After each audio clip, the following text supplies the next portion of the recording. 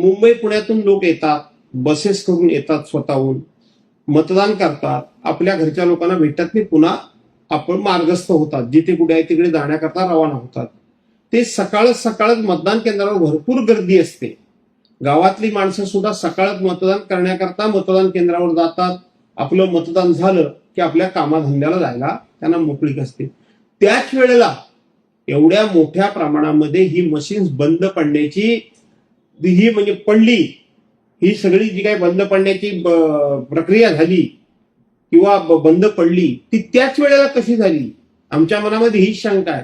दुपारनंतर एकाच दुसरं ईव्हीएम मशीन बंद पडल्याची जी तक्रार आली, पण दुपारच्या अगोदरच कशी मशीन बंद पडली? म्हणजे एका ठिकाणी 3 मशीन बंद पडली, 4 मशीन बंद पडली.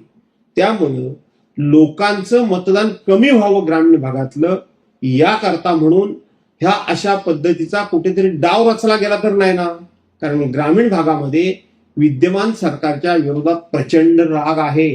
काल जवळजवळ 70 ते 80 ठिकाणी खेड, वाघर आणि चिपळूण या 3 तालुक्यामध्ये किमान 80 ते 90 ठिकाणी, 70 ते 80 ना 80 ते 90 ठिकाणी ईव्हीएम मशीन बंद पडल्या. ईव्हीएम मशीन बंद पडल्यानंतर एका ठिकाणी एकाच दुसरी मशीन यापूर्वी देखील बंद पडत होती.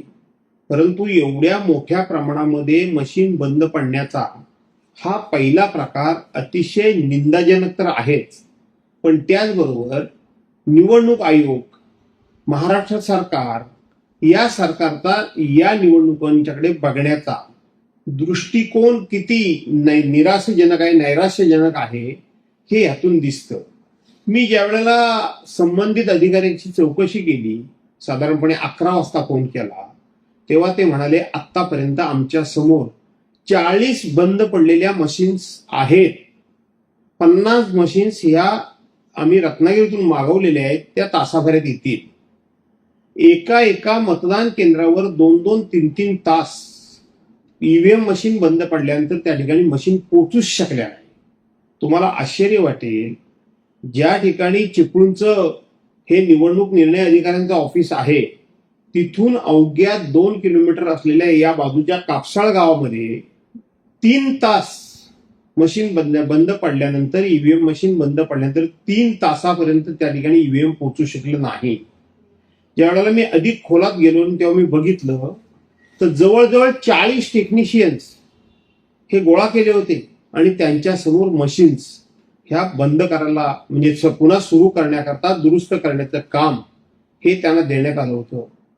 हे निवडणूक आयोग एवढा करोड रुपयाचा खर्च करतं, हजारो अधिकारी कामाला लावतात, हजारो पोलीस संरक्षणाकरता उभे करतात, अनेक स्वयंसेवी संस्थांचे लोक इथं उभे करतात, आणि नेमकं करतात काय?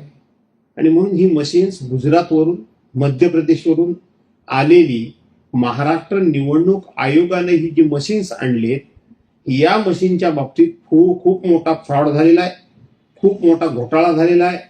आणि दुर्लक्ष जाणीवपूर्वक झालं की ग्रामीण भागामध्ये आम्हाला प्रचंड प्रमाणामध्ये पाठिंबा होता, त्यानं सरकार हादरल्यामुळं या निवडणूक आयोगाला हाताशी धरून काही काळबेर तर करणार नाही ना, अशी आता भीती निर्माण झालेली आहे. आणि म्हणून माझी विनंती आहे की आता बाद झालं. ईव्हीएम मशीनवर संपूर्ण देशवासियांचा विश्वास तर उडालेला आहेच.